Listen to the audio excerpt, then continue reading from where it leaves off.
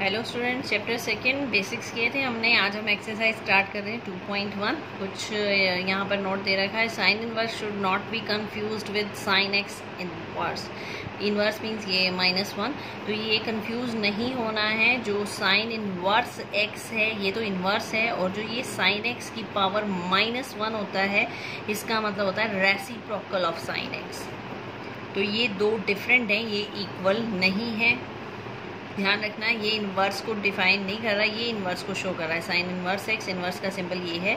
ये सिंपल आपकी पावर -1 है जो नीचे जाके डिनोमिनेटर में पॉजिटिव हो जाती है।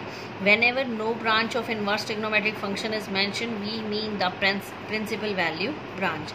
अगर कोई भी ब्रांच आपको मेंशन नहीं है तो हम प्रिंसिपल वैल्यू ब्रांच ही लेते हैं। प्रिंसिपल वैल्यू ब्रांच जो हमने ये की थी आप यही लेनी है आपको, -π/2, π/2, 0 to π and so on. The value of the inverse trigonometric functions which lies in the range of principal value branch is called principal value of the inverse trigonometric functions. तो इन्हीं के बीच में जो लाई करती है उनको हम principal values बोलते हैं। Exercise 2.1 question number first, find the principal values of the following।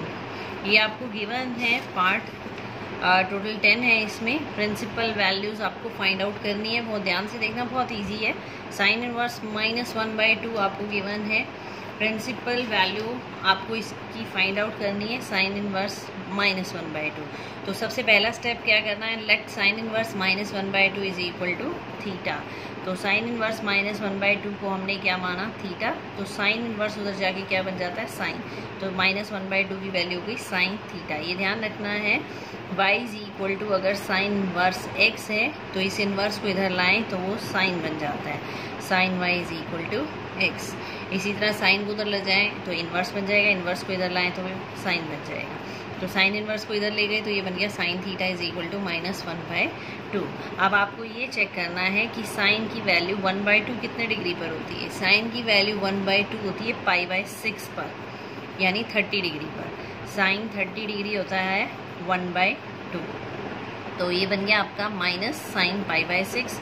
अब आपको ये देखना है, प्रिंसिपल वैल्यू फाइंड आउट करनी है। जो साइन इनवर्स है उसकी जो रेंज थी वो क्या थी, -π/2 से π/2, यानी इसके अंदर वैल्यू लाई करनी चाहिए।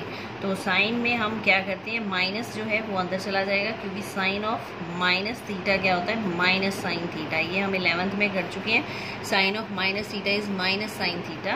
तो ये जो माइनस है इसको अंदर ले जा सकते हैं, ये बन गया -π/6। अब आपको ये ध्यान रखना है, जो आपका आंसर है -π/6, क्या ये इसकी प्रिंसिपल वैल्यू ब्रांच में यानी -π/2 से π/2 में लाई करता है। Yes, it lies between this one. So your answer is -π/6। Next है हमारे पास कोस इनवर्स √3/2।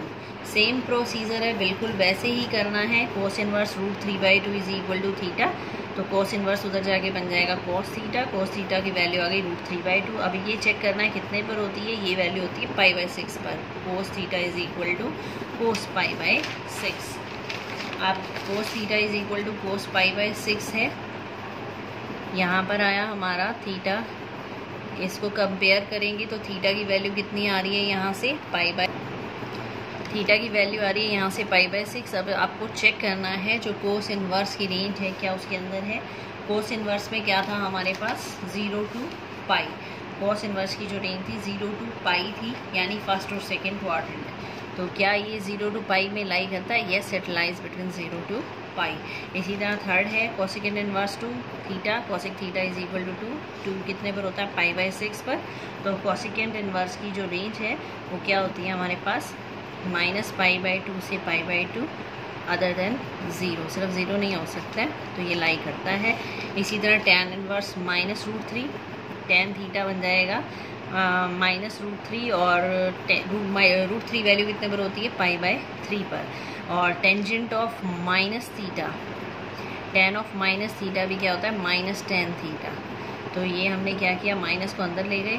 अब ये चेक करेंगे हम, ये -π/2 से π/2 में लाई कर रहा है। Yes, it lies between fourth and first quadrant. ये फोर्थ क्वाड्रेंट में आ रहा है हमारे पास, तो ये आंसर हो जाएगा। इसी तरह आपके आगे पार्ट है 5th 6th 7th 8th, बिल्कुल सेम है, कोई डिफरेंस नहीं है। एक थोड़ा सा डिफरेंट वन है, वो करते हैं हम। Ninth part. नाइन्थ में क्या है, कोस इनवर्स -1/2। तो स्टेप नंबर 1 वही है, cos inverse -1/√2 theta, cos theta उधर जाके कोस हो जाएगा, कोस थीटा इज -1/√2। अब कोस की वैल्यू -1/√2 कितने पर, 1/√2 होती है 45 पर।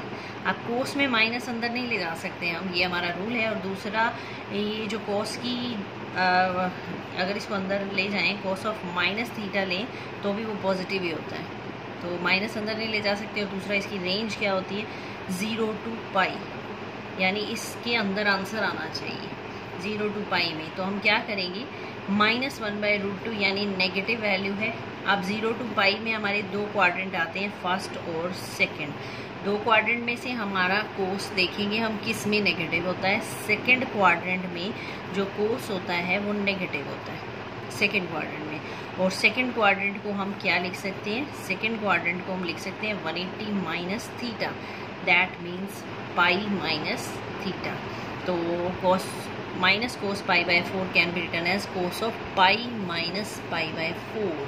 पाई minus π/4 means cos of 180 minus theta क्या होता है, माइनस कोस थीटा।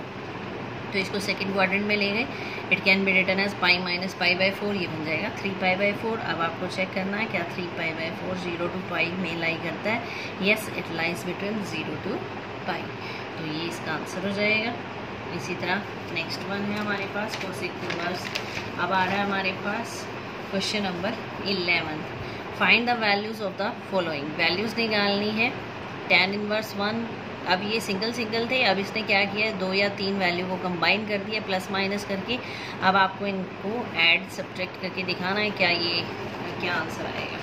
तो जैसे फर्स्ट वन है 11, tan inverse 1, cos inverse -1/2, sign inverse -1/2। तो हम तीनों की वैल्यू निकालेंगे। पहले tan इनवर्स 1 को मान लिया हमने a, तो tan a हो जाएगा 1 कितने पर होता है, 45 पर। ये चेक करना है क्या ये tan इनवर्स की रेंज में प्रिंसिपल वैल्यू ब्रांच में आता है। tan इनवर्स की क्या थी, -π/2 से π/2 open, yes it belongs to -π/2 to π/2 open interval. Cos inverse देखते हैं, कॉस इनवर्स -1/2 b, ये हो जाएगा cos b is equal to -1/2। तो -1/2 1/2 वैल्यू कितने पर होती है, π/3। वही सीन आ गया, इसको हम अंदर नहीं ले जा सकते माइनस को। और कोस की जो रेंज होती है, इन्वर्स की रेंज होती है वो 0 से π होती है, यानी फर्स्ट और सेकंड क्वाड्रेंट। और यहाँ कोस नेगेटिव है, पॉजिटिव होता तो फर्स्ट में लेते हैं, नेगेटिव है तो हमें सेकंड क्वाड्रेंट में जाना पड़ेगा। सेकंड क्वाड्रेंट को क्या लिखते हैं हम, पाई माइनस थीटा। तो पाई माइनस π/3 लिखा जा सकता है इसको, ये बन गया 2π/3। ये लाई करता है बिटवीन 0 एंड π। इसी तरह तीसरी वैल्यू है साइन इनवर्स -1/2, इसको c मान लिया, साइन c हो गया -1/2। It can be written as minus sine π/6। अब साइन और टेंजेंट में हम माइनस को अंदर ले जा सकते हैं, तो it can be written as sine of -π/6। तो साइन c किसके इक्वल हो गया, साइन ऑफ -π/6। यहाँ से कंपेयर करें तो c की वैल्यू आती है -π/6, जो साइन इनवर्स की प्रिंसिपल वैल्यू ब्रांच में लाई करता है। ये मेन है जो आपको ये चेक करना है, जो ये हमारे आंसर आ रहे हैं ABC या थीटा, ये सारे प्रिंसिपल वैल्यू ब्रांच में लाई करने चाहिए। तो आप इनको ऐड करते हैं। tan इनवर्स 1 का आंसर कितना आया था, π/4।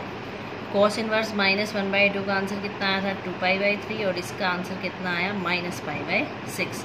तो ये सिंपल एलसीएम लिया, यहाँ पर एलसीएम लेने के बाद सिंपल कट किया तो आपका आंसर आ गया 3π/4। इसी तरह 12th क्वेश्चन है, 12th में भी सेम है, कॉस इनवर्स 1/2 को सेपरेट सॉल्व करना है। Cos inverse 1/2 is equal to theta. इसी तरह sine inverse 1/2 is equal to theta 1 ले लो, यहाँ थीटा 2 ले लो। यहाँ से इसी तरह थीटा 1 और थीटा 2 की वैल्यू निकालनी है। 1/2 कितने पर होता है, π/3 पर। ये भी ये होता है π/6 पर। तो ये 2 आगे था, ये सेपरेट रहेगा, इस कैंसिल हो जाएगा, यहाँ से आंसर आ जाएगा 2π/3। तो ये थी एक्सरसाइज 2.1 क्वेश्चन नंबर 1 to 12। फिर 2 क्वेश्चन रह गए हैं, वो फिर नेक्स्ट में करते हैं। Thank you.